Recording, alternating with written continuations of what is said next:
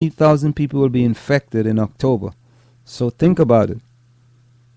According to the World Health Organization, 8,000 people have been infected, and nearly 50% of them have died. So there it is. 10 questions everyone is asking about Ebola. Now, there was another article titled, this was on October the 10th, U.S. still hasn't sent resources to Africa to fight Ebola. Is racism to blame? Time check. The time is approximately 8:45 p.m.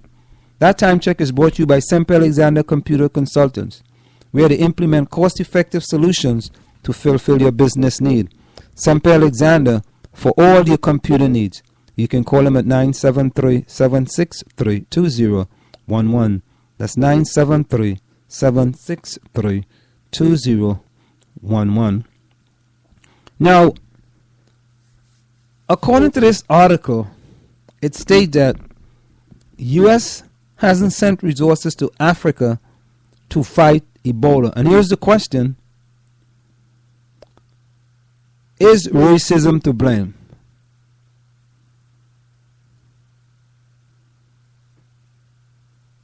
Is that, but could that really be a big leap? Could that be a big leap?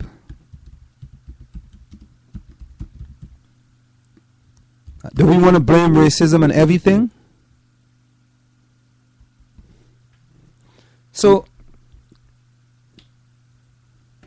here goes the article. Once again, it appears that racism may be keeping the U.S. from focusing sufficient resources on stopping the spread of Ebola virus.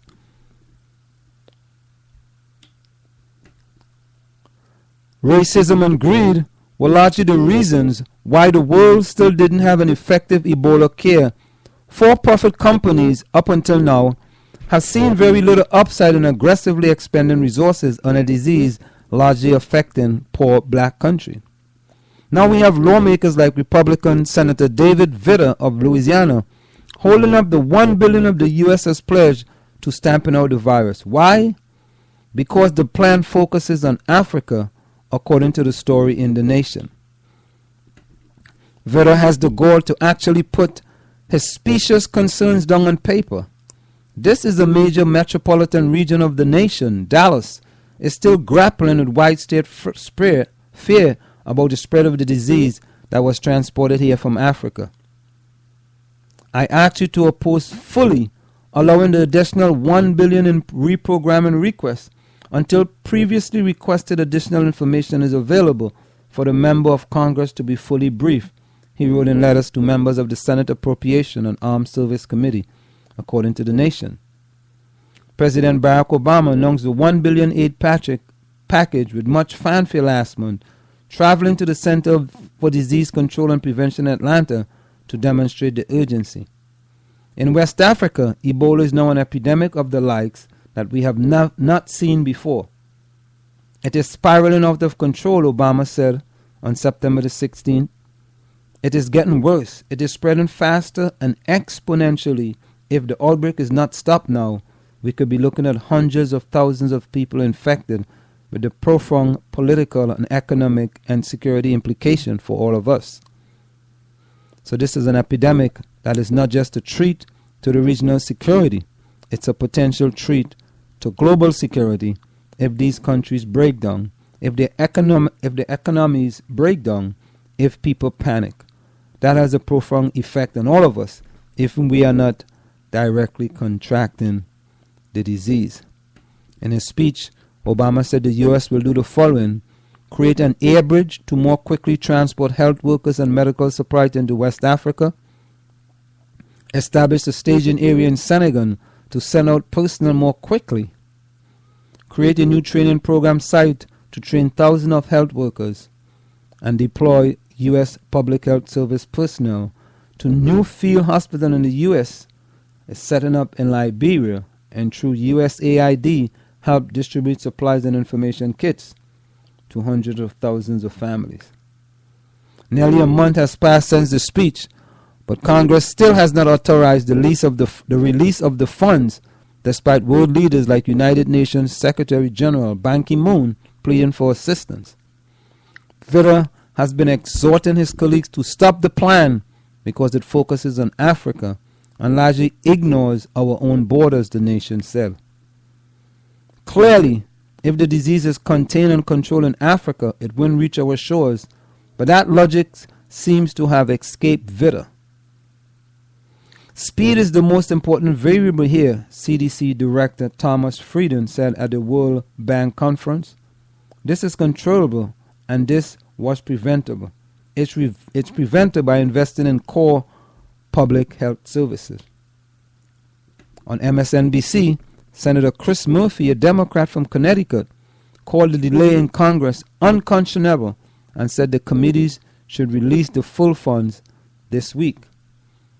In contrast to the lack of questions we asked when we made a decision to get involved in a war in the Middle East that's going to cost us $10 billion a year, we seem to have a different level of inspection when it comes to question being asked about money that's going to protect the United States from a very real and very present threat of Ebola, Murphy said. Many lawmakers are focusing their efforts on banning travel to the U.S. by citizens of the affected West African countries, rather than trying to help those countries slow or stop the spread of the disease. And if you have been listening to the news today, you will hear the term close our borders, protect our borders, close our borders. And the same thing they were talking about the illegal immigrants from Guatemala. Shut down our borders. But let's think about it, ladies and gentlemen.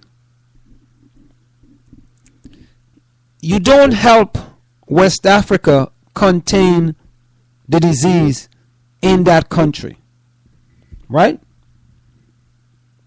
You get a few West Africans leaving the country, not coming straight to the United States, but going through another country and then coming to the United States and bringing in the disease that way. You see, these politicians sometimes are so backward. And many times we have to be honest. But you know what? This is what it seems. It seemed that regardless of what Barack Obama does, the Republicans are going to decide we're going to go in the opposite direction.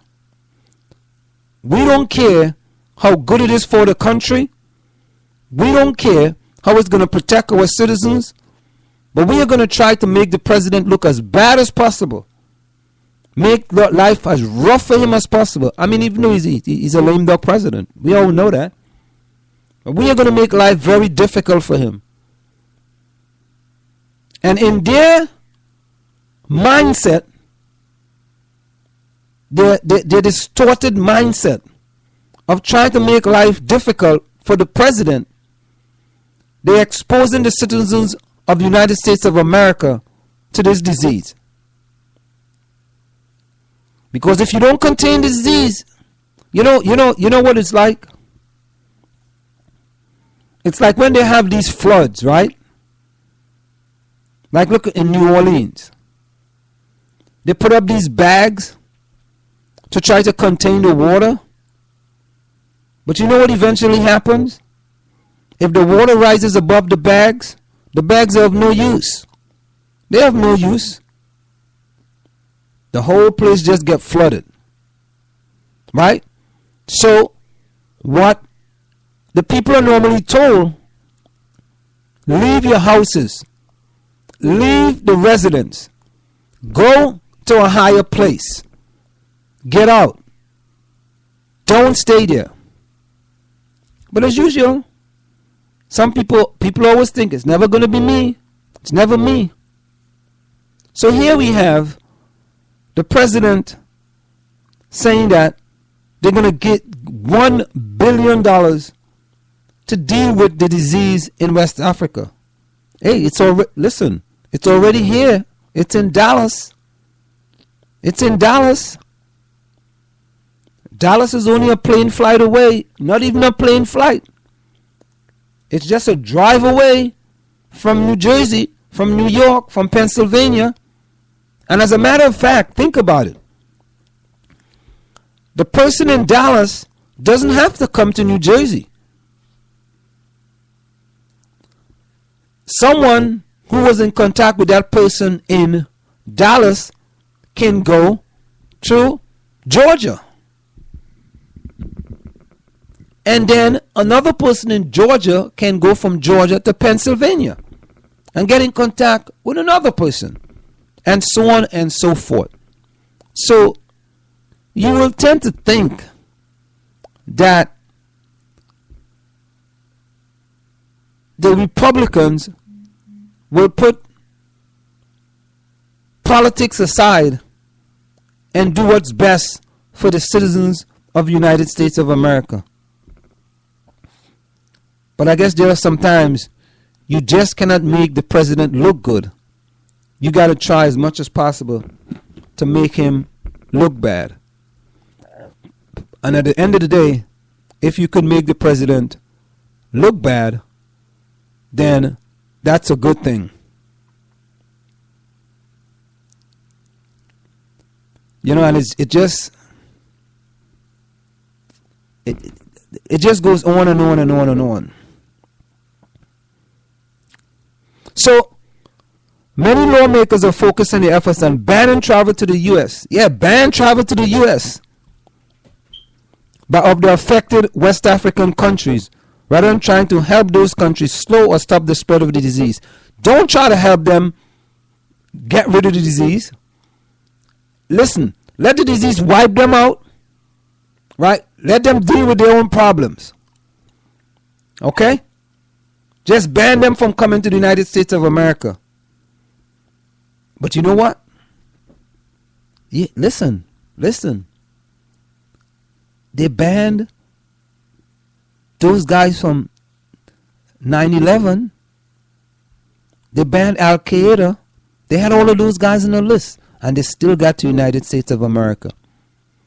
And they still was able to make destruction in the United States of America. So why should we be so foolish? Or why should the politicians be so foolish to think by just banning them from coming to the United States of America, that will stem the tide of the disease? Rather than, this is just fundamental. Work on the core problem. Don't work on the periphery. It's easy for us to ban them from coming. That's easy. No problem at all. But why not do what you think is right? Let's do right.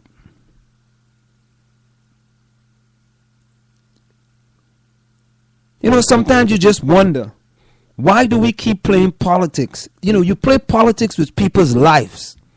That's what we are doing here. We are playing politics with people's life. And we are telling you that, you know what? We don't care what happens in West Africa. That's not our problem. However, we're going to fight all these wars and spending $10 billion. And mind you, when we spend $10 billion, people are dying left and right. Dying left and right. And then we only want to spend 10% of that $10 billion, $1 billion, on trying to save lives in the United States of America. But the Republicans are saying that You know what?